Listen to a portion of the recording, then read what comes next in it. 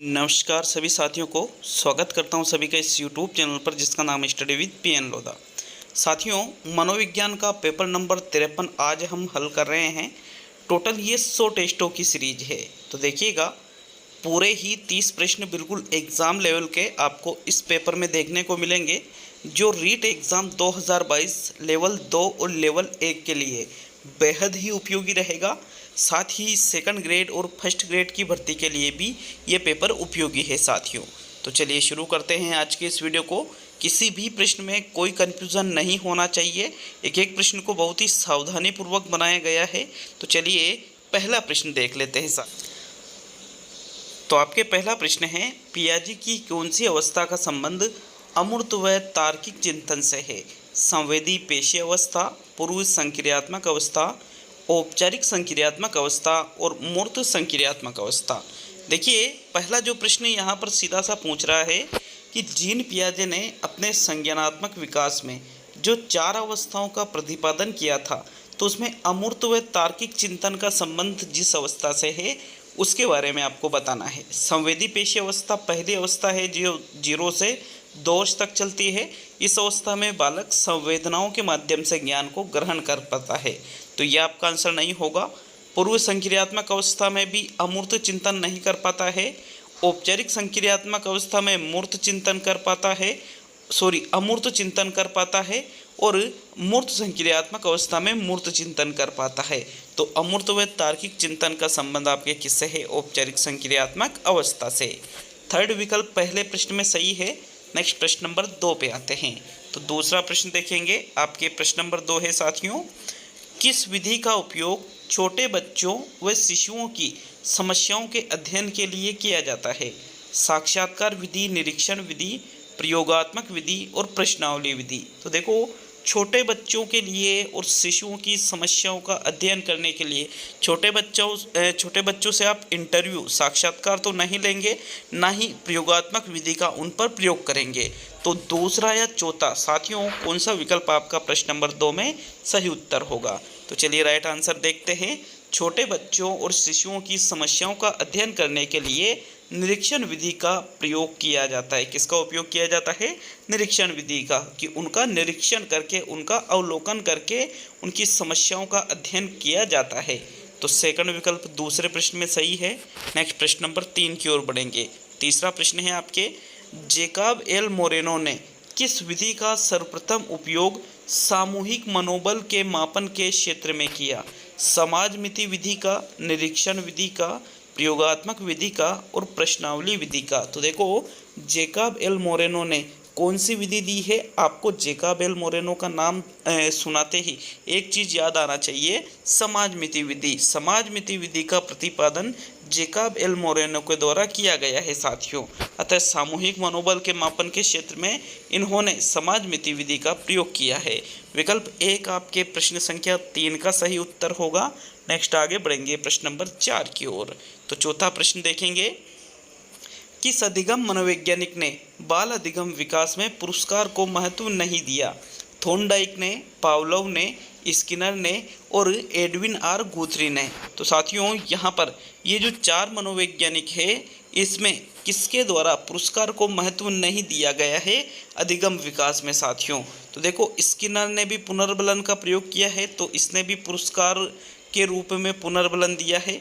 Pavlov ने भी यहाँ पर पुरस्कार के रूप में भोजन दिया है। थॉर्नडाइक ने भी यहाँ पर पुरस्कार के रूप में मछली का टुकड़ा दिया था।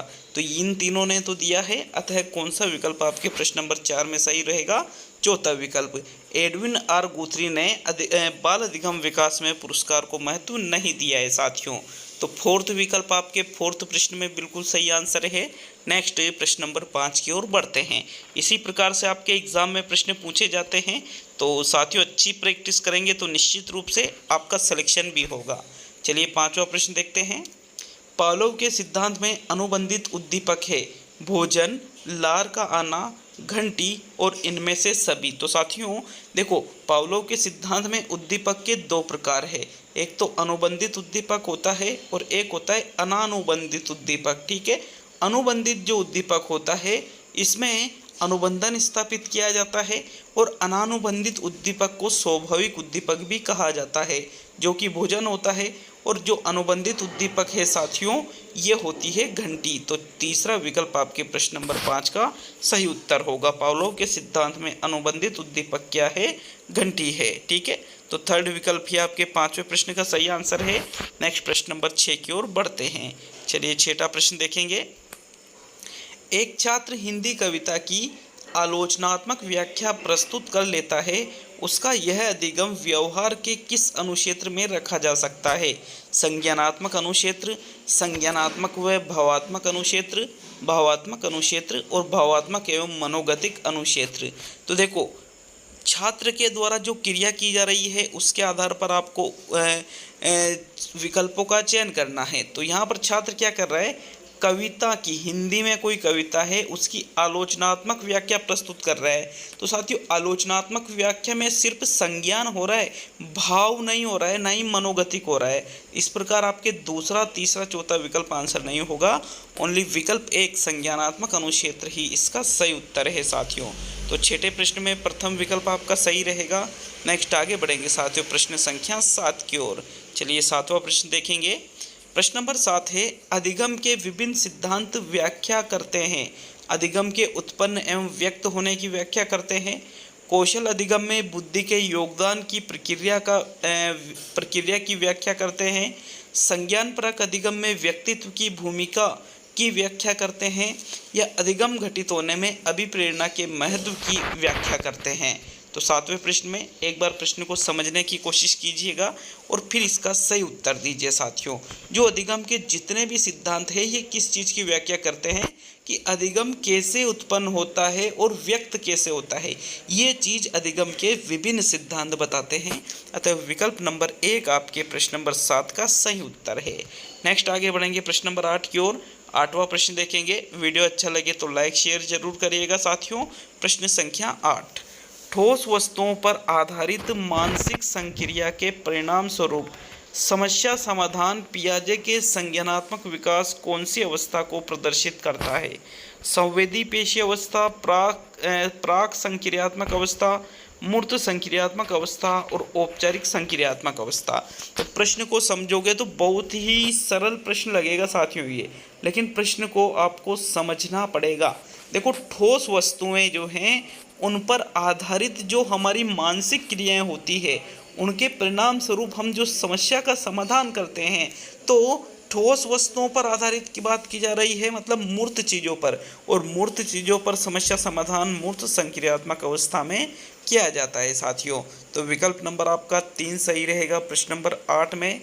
नेक्स्ट 9वें प्रश्न की ओर बढ़ते हैं। तो चलिए 9वां प्रश्न देखेंगे।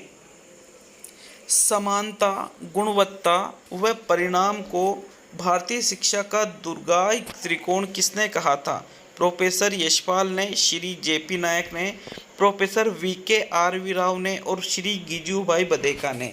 तो देखो, जो समानता है, गुणवत्ता है, परिणाम है, इनको भारतीय शिक्षा का दुर्गाई त्रिकोण श्री जेपी नायक के द्वारा कहा गया है साथियों। किसके द्वारा? श्री जेपी नायक के द्वारा। अच्छा प्रश्न है, याद रखिए, स्क्रीनशॉट ले सकते हो प्रश्न का।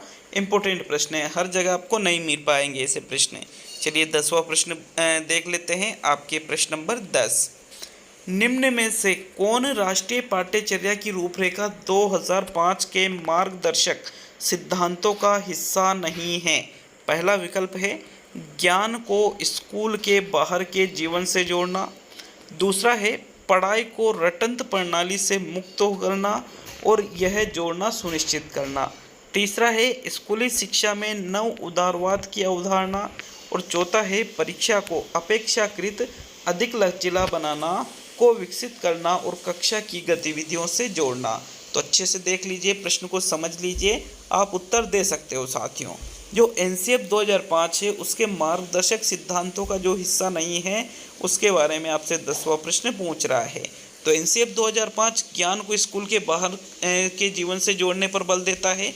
पढ़ाई रटंत प्रणाली से मुक्त हो यह भी निश्चित करता है। और परीक्षा को अपेक्षाकृत लचीला बनाने पर बल देता है साथियों, जिससे कक्षा की गतिविधियों से वो चीज़ जुड़ सके। ये तीनों ही चीज़ें एनसीएफ 2005 के द्वारा सुझाई गई है, लेकिन स्कूली शिक्षा में नव उदारवाद जैसी अवधारणा इसने नहीं दी है। तो विकल्प नंबर आपका 3 जो है ये एनसीएफ 2005 के मार्गदर्शक सिद्धांतों का हिस्सा नहीं होगा साथियों। थर्ड विकल्प आपके 10वें प्रश्न में सही आंसर है। नेक्स्ट प्रश्न नंबर 11 को देखेंगे। तो 11वां प्रश्न है आपके, क्या पूछ रहा है आपसे प्रश्न नंबर 11। ये देखिए 11वें प्रश्न को, सीखने के लिए सिखाना, जो सीखा है उसे छोड़ने की और दोबारा सीखने की तत्परता, नई परिस्थितियों के प्रति लचीले व रचनात्मक तरीके से प्रतिक्रिया व्यक्त करने की महत्वपूर्ण प्रक्रिया पर जोर डालने की आवश्यकता है। यह महत्वपूर्ण उद्देश्य किसका था? शिक्षा बिना बोझ के प्रतिवेदन 1993 का, माध्यमिक शिक्षा का सार्वभौमिकरण प्रतिवेदन 2005, राष्ट्रीय पाठ्यचर्या की रूपरेखा 2005 और राष्ट्रीय शिक्षा नीति 1986 के ये उद्देश्य थे। तो देखो 11वें प्रश्न में आपके जो सही उत्तर है कि बच्चों को जो हम सिखाते हैं तो सीखने के लिए सिखाना चाहिए, जो सीखा है उसे छोड़ने और दोबारा सीखने की तत्परता दिखाना चाहिए, नई परिस्थितियों के प्रति लचीलापन होना चाहिए और रचनात्मक तरीके से प्रतिक्रिया व्यक्त करना चाहिए। इस प्रक्रिया पर जोर डालने की आवश्यकता है। यह एनसीएफ 2005 का महत्वपूर्ण उद्देश्य था साथियों। थर्ड विकल्प आपके 11वें प्रश्न का सही उत्तर है। नेक्स्ट प्रश्न नंबर 12 को देखेंगे साथियों। प्रश्न नंबर 12 है आपके, इनमें से कौन सा स्वलीनता का लक्षण है? कमजोर सामाजिक व्यवहार, रूढ़िबद्ध व्यवहार, कमजोर संप्रेषण और इनमें से सभी। तो देखो स्वलीनता का लक्षण यहाँ पर पूछा जा रहा है।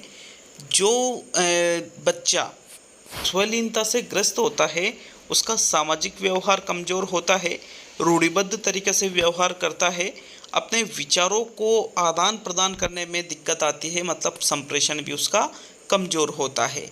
तो इनमें से सभी वाला जो चौथा विकल्प है आपके प्रश्न नंबर 12 में, वही आपका सही आंसर होगा साथियों। नेक्स्ट आगे बढ़ेंगे प्रश्न संख्या 13 की ओर। तो आपके प्रश्न संख्या 13 को देखेंगे। अस्मिता के विकास के लिए सबसे महत्वपूर्ण समय है। विकल्प 1 बाल्यावस्था, विकल्प 2 किशोरावस्था, विकल्प 3 प्रौढ़ावस्था और विकल्प 4 वृद्धावस्था। देखो आपको पहले ये समझना होगा कि ये जो अस्मिता शब्द यहाँ दे रखा है इसका मतलब क्या होता है साथियों। अस्मिता का मतलब होता है खुद की पहचान विकसित करना, ठीक है। तो इसके लिए जो सबसे महत्वपूर्ण समय माना जाता है वो होता है किशोरावस्था। किशोरावस्था ही अस्मिता के विकास के लिए सबसे महत्वपूर्ण समय है साथियों, जो कि 12 से लगभग 18 वर्ष तक चलती है। तो सेकंड विकल्प आपके 13वें प्रश्न का सही उत्तर है। नेक्स्ट प्रश्न नंबर 14 पे आते हैं। 14वां प्रश्न है आपके, निम्नलिखित में से कौन सा अशाब्दिक संप्रेषण का उदाहरण नहीं है? संकेतन करना, चेहरे से व्यक्त करना, स्पर्श से भेद करना और मुस्कुराना। तो देखो अशाब्दिक संप्रेषण की अगर हम बात करें तो संकेत के माध्यम से यदि हम संप्रेषण कर रहे हैं तो वो कैसा है? अशाब्दिक है। मुस्कुरा रहे हैं तो ये भी शाब्दिक नहीं है, अशाब्दिक है। चेहरे से व्यक्त कर रहे हैं तो ये भी अशाब्दिक है। और स्पर्श से भेद करना, अब इसमें बोल नहीं रहे तो ये भी क्या है? अशाब्दिक है। अर्थात ये बोनस वाला प्रश्न बन जाता है साथियों, क्योंकि चारों ही विकल्प यहाँ पर अशाब्दिक संप्रेषण के उदाहरण के अंतर्गत आते हैं। नेक्स्ट प्रश्न संख्या 15 की ओर बढ़ते हैं। 14वें प्रश्न में आपको बोनस दिया जाता है साथियों। चलिए 15वां प्रश्न देख लेंगे। आपके प्रश्न नंबर 15, निम्नलिखित में से कौन संप्रेषण प्रक्रिया का तत्व नहीं है? संप्रेषक, संदेश, गंतव्य और संदर्भ। तो देखो संप्रेषण की बात की जा रही है यहाँ पर, संप्रेषण, ठीक है। तो संप्रेषण की जो प्रक्रिया होती है इसमें संप्रेषक भी होता है, संदेश भी होता है और संदर्भ भी होता है, लेकिन इसमें गंतव्य जैसा कोई तत्व सम्मिलित नहीं होता है। तो 15वें में आपके तीसरा विकल्प सही है। नेक्स्ट आगे बढ़ेंगे प्रश्न संख्या 16 की ओर। चलिए 16वां प्रश्न देखेंगे। आपके प्रश्न नंबर 16 है, आभासी अनुभव किसके माध्यम से बेहतर दिया जा सकता है? प्रतिमान के माध्यम से, क्षेत्र भ्रमण के माध्यम से, स्वयं करके सीखने का अनुभव और कंप्यूटर या संगणक के माध्यम से। तो आभासी का मतलब क्या होता है साथियों? आभासी अनुभव हम कई बार करते हैं। तो क्षेत्र भ्रमण में तो जो हम अनुभव करते हैं वो वास्तविक अनुभव होता है। करके सीखने के द्वारा जो हम अनुभव करते हैं वो भी वास्तविक अनुभव होता है। प्रतिमान के द्वारा हम वास्तविक अनुभव कर सकते हैं, लेकिन कंप्यूटर या संगणक जो होता है इसके माध्यम से आभासी अनुभव किया जाता है साथियों, क्योंकि इसमें एक जो दुनिया होती है वो कंप्यूटर के अंदर होती है और हमको ऐसा लगता है कि हम भी उसी दुनिया का हिस्सा है। तो इस प्रकार आभासी अनुभव कंप्यूटर या संगणक के माध्यम से किया जा सकता है। फोर्थ विकल्प आपके 16वें प्रश्न में सही है। नेक्स्ट प्रश्न, प्रश्न नंबर 17 है आपके, कौन सा क्षेत्र ब्लूम के वर्गीकरण में नामित नहीं है? ज्ञानात्मक, भावात्मक, क्रियात्मक और अध्यात्मक। तो देखो यहाँ पर जो ब्लूम का वर्गीकरण है, इन्होंने जो शैक्षणिक उद्देश्यों का वर्गीकरण किया है वो ज्ञानात्मक क्षेत्रों में भी किया है, भावात्मक में भी किया है और क्रियात्मक में भी किया है, बट अध्यात्मक जैसा कोई वर्गीकरण इन्होंने नहीं बताया है। तो चौथा विकल्प आपके प्रश्न नंबर 17 का सही उत्तर होगा। देखिए ये जो ज्ञानात्मक, भावात्मक और क्रियात्मक है, तीनों को ही 6 भागों में इन्होंने बांटा है। इस प्रकार कुल भागों की संख्या कितनी हो जाती है? 18 हो जाती है। तो चलिए आगे बढ़ेंगे प्रश्न संख्या 18 की ओर। साथियों प्रश्न नंबर 18 है आपके, कक्षा शिक्षण के संदर्भ में अधिगम एवं अभिप्रेरणा उत्पन्न करने के लिए किस प्रकार की जानकारी अपेक्षित नहीं है?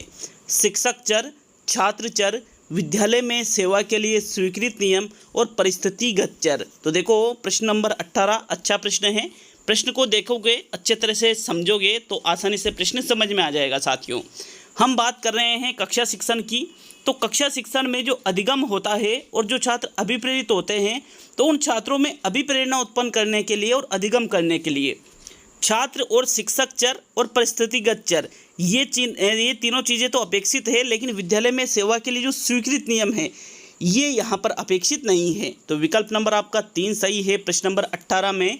नेक्स्ट आगे बढ़ेंगे साथियों प्रश्न नंबर 19 की ओर। तो 19वां प्रश्न देख लेते हैं आपके। प्रश्न नंबर 19 है, किसे अहमग्रस्त छात्र की विशेषता के रूप में नहीं माना जा सकता है? पहला विकल्प है छात्र किसी पुरस्कार की इच्छा द्वारा अनुप्रेरित होता है। दूसरा है विकल्प है छात्र अपने आकांक्षी स्तर को अपने आत्म संप्रत्यय के अनुसार निर्धारित करता है। तीसरा विकल्प है लक्ष्य की प्राप्ति हेतु छात्र अपेक्षित तल्लीनता प्रदर्शित करता है। और चौथा विकल्प है अपेक्षित मानदंडों के अनुसार छात्र अपने व्यवहार को टालने की चिंता व्यक्त करता है। तो देखो जो अहमग्रस्त छात्र होते हैं साथियों, अहमग्रस्त छात्र, उन छात्रों में पुरस्कार की इच्छा द्वारा उनको पुरस्कार प्राप्त करने की इच्छा होती है, जिससे वो अनुप्रेरित भी होते हैं।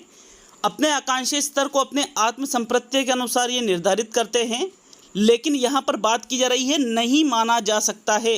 तो ये क्या करते हैं? लक्ष्य की प्राप्ति हेतु छात्र अपेक्षित तल्लीनता प्रदर्शित करते हैं। तल्लीनता का मतलब क्या होता है साथियों? तल्लीनता का मतलब होता है कि पूर्णतः निष्ठा के साथ में, ठीक है, पूर्णतः निष्ठा के साथ में अगर कोई छात्र लक्ष्य की प्राप्ति हेतु यहाँ पर तल्लीनता प्रदर्शित कर रहा है, मतलब उसको प्राप्त करने की पूरी कोशिश कर रहा है अंतर्मन से, तो वो तल्लीनता कहलाती है। तो ये अहमग्रस्त नहीं बल्कि एक सामान्य या प्रतिभाशाली छात्र की विशेषता होती है। थर्ड विकल्प आपके 19वें प्रश्न का सही आंसर है। नेक्स्ट प्रश्न नंबर 20 की ओर आते हैं। तो आपके 20वां प्रश्न देखेंगे। प्रश्न संख्या 20 है, क्षेत्र सिद्धांत के अंतर्गत संज्ञानात्मक संरचना पर्यायवाची है पर्यावरण का, व्यक्ति का, अवबोध का और समायोजन का। तो देखो पहली चीज कि क्षेत्र सिद्धांत किसके द्वारा दिया गया है? तो क्षेत्र सिद्धांत या क्षेत्रवाद का सिद्धांत कर्ट लेविन के द्वारा यह सिद्धांत दिया गया है। कुर्ट लेविन भी आपको कई जगह इसका नाम देखने को मिल सकता है। साथियों इसमें सिद्धांत में इन्होंने बताया है कि व्यक्ति के सीखने का एक क्षेत्र होता है, ठीक है, एक क्षेत्र या एक निश्चित दायरा होता है। यदि व्यक्ति को आप उस निश्चित क्षेत्र या दायरे में रहकर सिखाओगे तो बहुत जल्दी चीज़ों को सीख सकता है, लेकिन जैसे ही आप उसको उस क्षेत्र से कहीं दूर ले जाकर सिखाने की कोशिश करोगे तो उसके मार्ग में अंग्रेजी के यू आकार की बाधा बन जाती है। साथियों ये जो संज्ञानात्मक संरचना है इसका संबंध इन्होंने क्षेत्रवाद से मतलब पर्यावरण से बताया है। विकल्प 1 आपके 20वें प्रश्न का सही उत्तर होगा। प्रश्न नंबर 21 को देखेंगे। मात्रात्मक व्यक्तिगत क्षमता रूपी प्रक्रिया को कहा जाता है प्रेरणा, अधिगम, बुद्धि और वृद्धि। तो देखो व्यक्तिगत क्षमता दो प्रकार की होती है, एक तो मात्रात्मक होती है और एक होती है आपके गुणात्मक। गुणात्मक क्षमता रूपी प्रक्रिया को विकास कहा जाता है। क्या कहा जाता है? विकास कहा जाता है।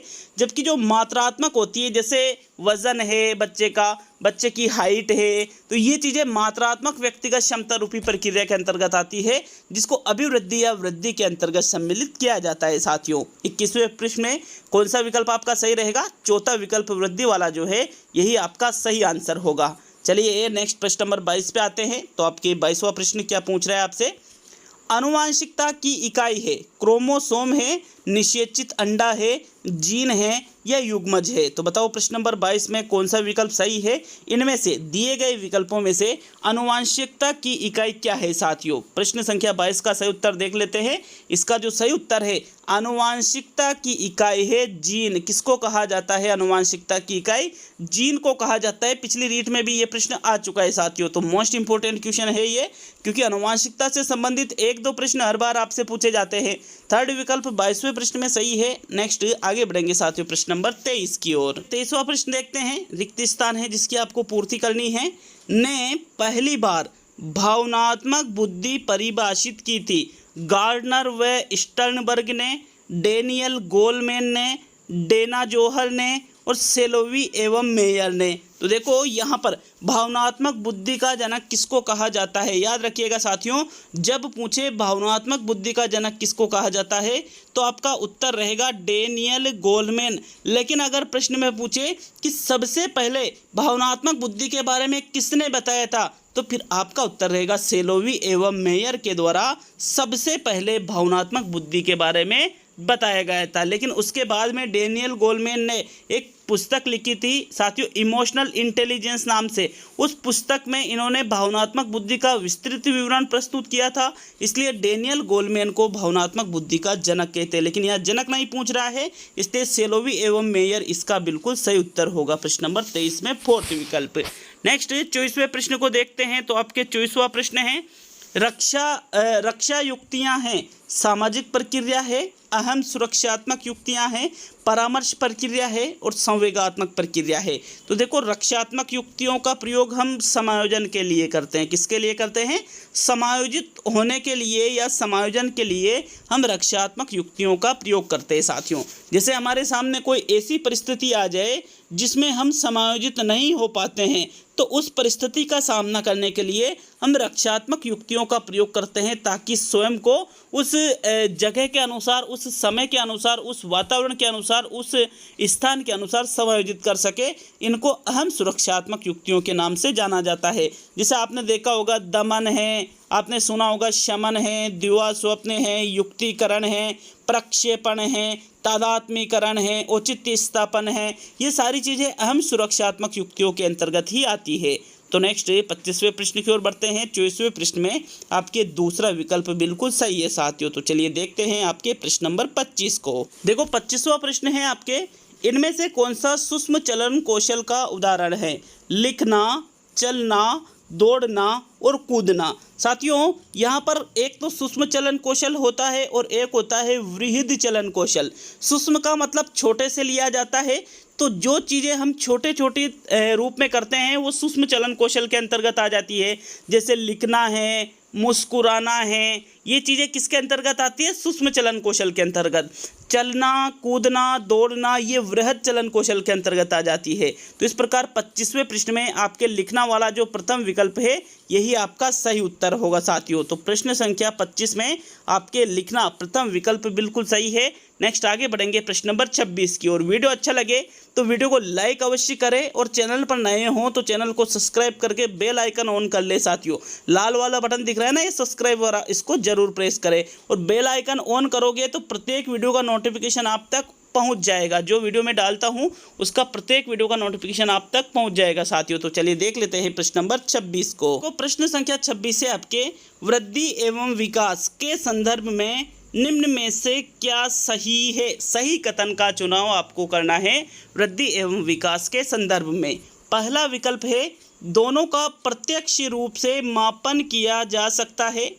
दूसरा विकल्प है, दोनों जीवन पर्यंत चलते हैं। तीसरा विकल्प है, दोनों को देखा जा सकता है। और चौथा विकल्प है, दोनों एक दूसरे के पर्यायी है। तो बताइए प्रश्न नंबर 26 में कौन सा कथन आपको यहाँ पर सही लग रहा है वृद्धि एवं विकास के संदर्भ में। साथियों अगर हम पहले विकल्प को देखें तो पहला विकल्प कह रहे हैं कि दोनों का प्रत्यक्ष रूप से मापन किया जा सकता है। गलत बात है, क्योंकि वृद्धि का प्रत्यक्ष रूप से आप मापन कर सकते हो लेकिन विकास का प्रत्यक्ष रूप से मापन नहीं किया जा सकता है। साथियों जैसे वजन तोल सकते हो कि भाई ये 50 किलो का है, कि भाई ये 6 फीट का है, 5 फीट का है, 5.5 फीट का व्यक्ति है, लेकिन विकास को कि भाई इसका विकास का वजन इतना है ये पता कर सकते हो क्या? नहीं कर सकते। तो ये आपका आंसर नहीं होगा।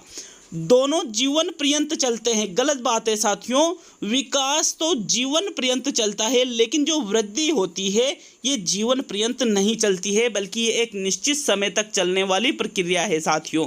जैसे किशोर अवस्था के अंत तक लगभग वृद्धि होती है।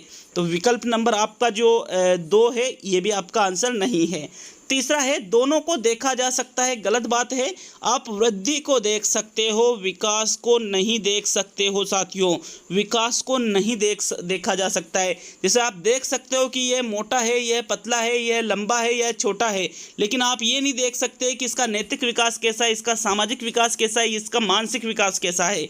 तो ये भी आपका आंसर नहीं होगा। तो फोर्थ विकल्प है दोनों एक दूसरे के पर्यायी है। बिल्कुल दोनों में अंतर होते हुए भी दोनों को एक दूसरे के पूरक या पर्यायी माना जाता है। तो विकल्प 4 आपके 26वें प्रश्न का सही उत्तर होगा। नेक्स्ट आगे बढ़ेंगे साथियों प्रश्न संख्या 27 की ओर। तो 27वां प्रश्न है सीखने की प्रक्रिया का क्रम क्या है? कर्म नहीं, क्रम क्या है? तो क्रम आपसे पूछा जा रहा है। अब देखो ऑप्शन देखना, बाधा, लक्ष्य, अभिप्रेरक, सफल प्रयत्न और विभिन्न अनुक्रिया। ये 5 चीजें हैं, इनको आपको क्रम से जमाना है। तो सबसे पहले क्या आएगा साथियों? पहला, दूसरा, तीसरा, चौथा विकल्प देख लीजिए आप। तो यहाँ पर देखिएगा आप चौथे विकल्प में बाद में 4 है।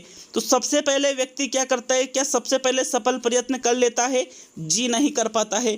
क्या सबसे पहले उसके मार्ग में बाधा आ जाती है? सबसे पहले जी नहीं। सबसे पहले क्या किया जाता है साथियों? व्यक्ति के सामने अभिप्रेरक आता है जिससे वो अभिप्रेरित होता है। उसके बाद में वो विभिन्न अनुक्रियाओं को करता है। विभिन्न अनुक्रियाओं को करने के बाद में उसके मार्ग में बाधा आती है। बाधा आने के बाद में वो सफल प्रयत्न करता है और अंत में उसे लक्ष्य की प्राप्ति हो जाती है। तो तीसरा विकल्प सही है। सबसे पहले अभिप्रेरक, फिर उसके बाद में विभिन्न अनुक्रियाएं, फिर उसके बाद में बाधाएं, फिर उसके बाद में सफल प्रयत्न और सबसे अंत में लक्ष्य की प्राप्ति। थर्ड विकल्प ही 27वें का सही आंसर होगा। नेक्स्ट प्रश्न नंबर 28 की ओर बढ़ेंगे। तो चलिए 28वां प्रश्न देख लेते हैं। प्रश्न नंबर 28, निम्नलिखित में से प्रभावी शिक्षक की विशेषता क्या है? प्रभावी शिक्षक की विशेषता पूछी जा रही है। तो विद्यार्थियों को आवंटित कार्य की सावधानी पूर्वक जांच करना। दूसरा है छात्रों को शिक्षण अधिगम प्रक्रिया में भाग लेने हेतु अभिप्रेरित करना। तीसरा है अत्यधिक सूचना देना और चौथा है कक्षा पर नियंत्रण। तो अत्यधिक सूचना देना और कक्षा पर नियंत्रण तो पूर्णतः गलत है। ये अच्छे शिक्षक की या प्रभावी शिक्षक की विशेषताओं में सम्मिलित नहीं होती है। देखो सर्वश्रेष्ठ विकल्प का चुनाव करना पड़ता है एग्जाम में। तो ये क्या कह रहा है? पहला, विद्यार्थी को आवंटित कार्य मतलब जो उनको हमने कार्य दे रखा है उसकी सावधानीपूर्वक जांच करना ही प्रभावी शिक्षक की विशेषता है, या फिर छात्रों को शिक्षण अधिगम प्रक्रिया में भाग लेने हेतु अभिप्रेरित करना सबसे मुख्य विशेषता है। जी हाँ, यही आपका सही आंसर है। एक जो प्रभावी शिक्षक होता है वो अपने छात्रों को शिक्षण अधिगम प्रक्रिया में भाग लेने के लिए अभिप्रेरित करता है। तो विकल्प 2 आपके प्रश्न नंबर 28 का सही उत्तर होगा। नेक्स्ट प्रश्न नंबर 29 पे आते हैं। तो आपके 29वां प्रश्न, अधिगम को प्रभावित करने वाले कारकों में कौन सा कारक अधिगमकर्ता से संबंधित है? पहला, शिक्षक का मानसिक स्वास्थ्य और समायोजन स्तर। दूसरा, अधिगमकर्ता की उपलब्धि और अभिप्रेरणा का स्तर। तीसरा, शिक्षक की विषय पर परंपरागत पकड़ और अधिगम अनुभवों की प्रकृति। तो 29वें प्रश्न में कौन सा विकल्प आपका सही रहेगा? देखो अधिगम को जो प्रभावित करने वाले कारक होते हैं उसमें कौन सा कारक अधिगमकर्ता से यहाँ संबंधित है साथियों? तो देखो देख लेते हैं। शिक्षक का मानसिक स्वास्थ्य और समायोजन स्तर। भाई अधिगमकर्ता मतलब छात्र की बात की जा रही है यहाँ पर। तो ये तो शिक्षक से संबंधित कारक हो गया पहला। तो अधिगमकर्ता की उपलब्धि और अभिप्रेरणा स्तर। बिल्कुल सही आंसर है। अधिगमकर्ता मतलब जो सीखने वाला है उसकी उपलब्धि अभिप्रेरणा का जो स्तर है वो अधिगमकर्ता से संबंधित कारक है। तो विकल्प नंबर आपका 2 सही है साथियों प्रश्न नंबर 29 में। अब आज का अंतिम और 30वां प्रश्न देखते हैं। तो देखो ये आपके 53वां टेस्ट पूरा हो चुका है साइकोलॉजी का, और आपके साइकोलॉजी के टेस्टों की टोटल संख्या कितनी है? 100 है। मतलब आपके अब 47 टेस्ट और बाकी आने वाले हैं साथियों साइकोलॉजी के। तो साइकोलॉजी, हिंदी, टीचिंग मेथड सभी के 100 टेस्ट करवा रहा हूँ। राजस्थान जीके की 100 क्लासें और 100 ही टेस्ट आपके लिए लेकर चल रहा हूँ साथियों। तो निश्चित रूप से सभी चीज़ों को जरूर देखिएगा। चलिए देख लेते हैं आज का अंतिम और 30वां प्रश्न। अधिगम में कौन सी प्रक्रिया नहीं है? व्यवहारगत परिवर्तन, जीवन पर्यंत संचालित प्रक्रिया, परिपक्वन से व्यवहार परिवर्तन और अभ्यास व अनुभव द्वारा सीखना। तो देखो अधिगम की बात करें, अधिगम का मतलब सीखना, तो साथियों इससे व्यवहारगत परिवर्तन भी होता है और यह जीवन पर्यंत चलने वाली प्रक्रिया भी है, मतलब पूरे जीवन भर ये चलती रहती है। लेकिन यह परिपक्वन से व्यवहारगत परिवर्तन जो होता है उसको आप अधिगम नहीं कह सकते। अभ्यास व अनुभव के द्वारा जो अधिगम होता है उसको आप अधिगम कह सकते हो साथियों। तो चौथा, दूसरा, पहला तो अधिगम की प्रक्रिया है, लेकिन तीसरा विकल्प अधिगम की प्रक्रिया नहीं है। तो यही आपका सही उत्तर होगा 30वें प्रश्न में। किसी प्रश्न में कोई त्रुटि मेरे हिसाब से नहीं होना चाहिए, कमेंट करके बताइएगा। अगर फिर भी त्रुटि नज़र आती है तो 30 में से कितने प्रश्न सही हुए हैं ये भी अपना स्कोर कमेंट करके जरूर बताएं साथियों। ये जो प्लेलिस्ट दिख रही है इस पर टच करके पिछले सारे टेस्ट अटेंड कर सकते हो साइकोलॉजी के। तो मिलते हैं अगले वीडियो में। बहुत बहुत धन्यवाद आप सभी का वीडियो को पूरा देखने के लिए।